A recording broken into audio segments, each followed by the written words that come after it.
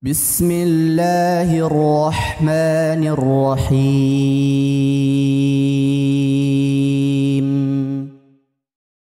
Afwan mau bertanya tentang sholat, Ustadz. Yang pertama, doa yang bukan bagian dari sholat yang dibaca sebelum salam dan ketika sujud. Apakah boleh berbahasa Indonesia? Apa harus menggerakkan bibir atau hanya di batin, Ustadz? Yang kedua, ada beberapa variasi doa yang dibaca ketika sujud dalam satu sujud atau satu sholat. Apakah boleh berganti-gantian variasi doa atau afdolnya bagaimana ya Ustadz? Yang ketiga, yang terakhir, Ustadz jika bersedekah dengan niat semoga Allah mudahkan urusan dan hidup berkecukupan di dunia dan pahala di akhirat, apa boleh ya Ustadz? Syukron, jazakumullah khairan. Pertama, ya tentang masalah fikih salat. Jadi memang benar yang antum katakan tadi, dalam fikih salat ada dua tempat orang itu untuk berdoa di tengah-tengah salat. Selain dari zikir-zikir yang memang itu paten ya sebagai zikir salat ya, kayak ihdinas siratal mustaqim, tatkala baca Al-Qur'an, dan Allahumma ba'id baini, tatkala doa iftitah.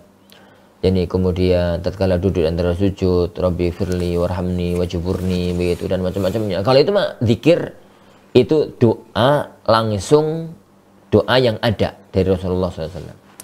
Pertanyaan tadi kan doa yang bukan merupakan bagian dari sholat. Doa yang itu bukan merupakan bagian dari sholat. Yang itu dibaca sebelum salam atau saat sujud. Boleh nggak menggunakan bahasa Indonesia? Ya akhi, jadi hukum asal sholat itu bahasa Arab. Kalau antum mampu berdoa menggunakan bahasa Arab dalam sholat, maka itu yang hukum asal. Hukum asal. Itu hukum asal. Karena hukum asalnya itu memang sholat itu menggunakan jadi bahasa Arab. Oleh karena itu nasihat anak, untuk keluar dari perselisihan dan pergolakan yang muncul di kalangan para ulama, perselisihan perbedaan pendapat yang muncul di kalangan para ulama, maka doa-doa yang dibaca di dalam sholat itu bahasa Arab.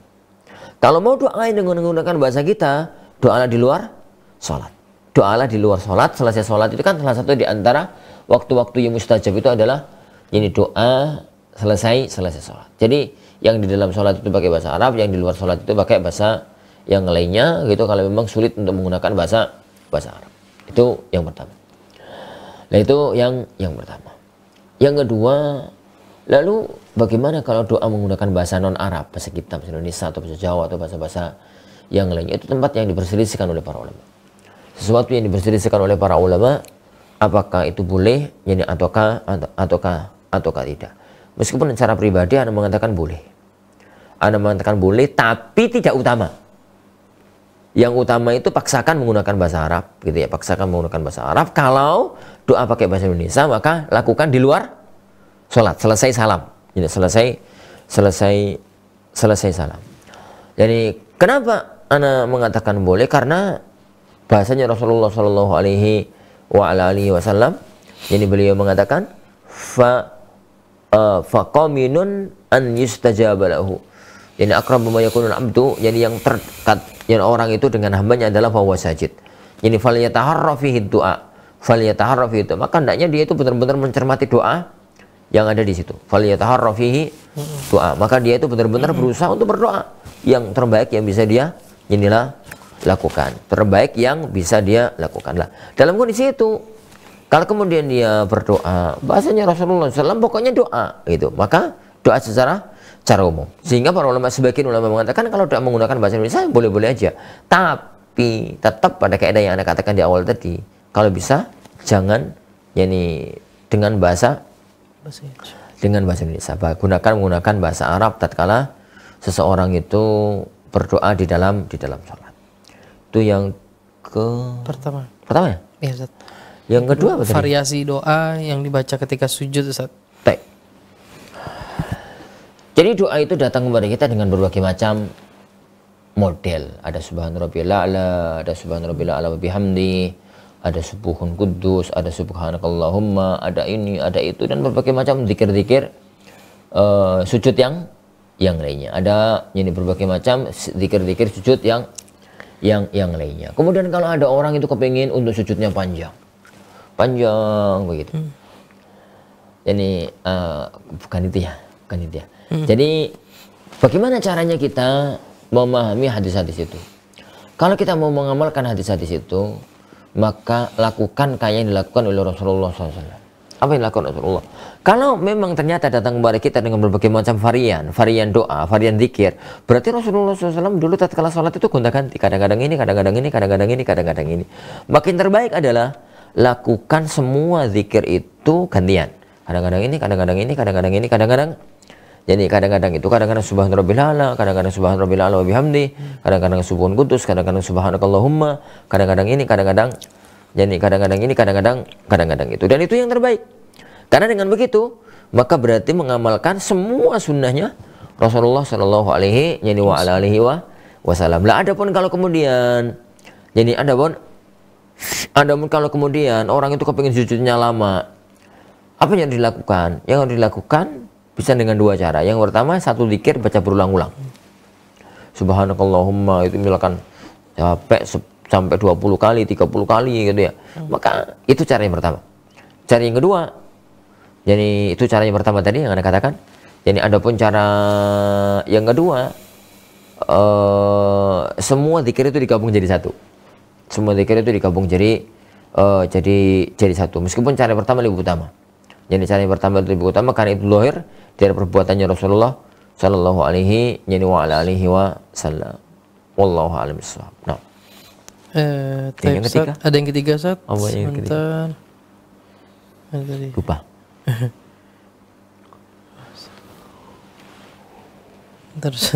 Apa tadi? Anda suka lupa. Afwan, Ustadz, jika bersedekah dengan niat semoga Allah mudahkan urusan dan hidup berkecukupan di dunia dan pahala akhirat, apakah boleh Ustadz bersedekah untuk niat tersebut, Ustadz? Tapi akhirnya barakallahu fikum. Usahakan ya akhi, hati kita itu tidak terikat dengan dunia. Karena kalau hati terikat dengan dunia, sebelum ibadah itu niatnya dunia. Sebelum ibadah itu niatnya dunia. Kita tidak mengingkari bahwasanya kenikmatan dunia itu adalah sebuah anugerah dari Allah Subhanahu wa taala dan sebuah nikmat. Dan sebuah nikmat. Tapi jangan letakkan dunia itu di hati. Letakkan dunia itu di tangan. Sebagai sarana hidup, sebagai sarana hidup. Lah, itu yang pertama. Yang kedua, bagaimana dengan kondisi orang yang kepingin semacam tadi? Jadi amal itu kalau kita tinjau dari keikhlasan ya ukhti, itu beragam, bertingkat gitu ya. Yang paling tinggi itu adalah orang yang tatkala beramal gak mikir apapun kecuali Allah Subhanahu wa taala. Ini perintah Allah, aku jalankan. Terus gak mikir pahala, gak mikir apa, pokoknya ini perintah Allah, kita jalankan. Murni karena Allah Subhanahu wa taala, dan itu yang terbaik. Itu yang paling utama. Yang kedua adalah orang beramal karena Allah dan dia itu mengharapkan pahala akhirat. Murni gitu, aku beramal itu untuk mendapatkan pahala. Nanti kemudian dia mendapatkan pahala, kemudian dia itu melakukan ini, melakukan itu, dan yang semisalnya. Kalau semacam itu, maka itu adalah amal kebajikan. Jadi amal kebaikan. Tatkala kemudian dia embel-embelnya adalah embel-embel kenikmatan akhirat. Yang ketiga sekarang adalah embel-embelnya adalah embel-embel kenikmatan dunia. Jika yang terjadi itu adalah, ini hanya sekedar ikut gitu ya. Amal itu lillah azza wa jalla, benar-benar karena Allah Subhanahu wa taala, tapi kemudian ada yang ikut gitu. Ikut gitu. Yang semacam itu. Jadi maka ikut gitu, yang semacam itu, maka jadi yang semacam itu tidak mengapa. Ini sedekahlah nanti karena Allah Subhanahu wa taala, murni karena Allah Subhanahu wa taala.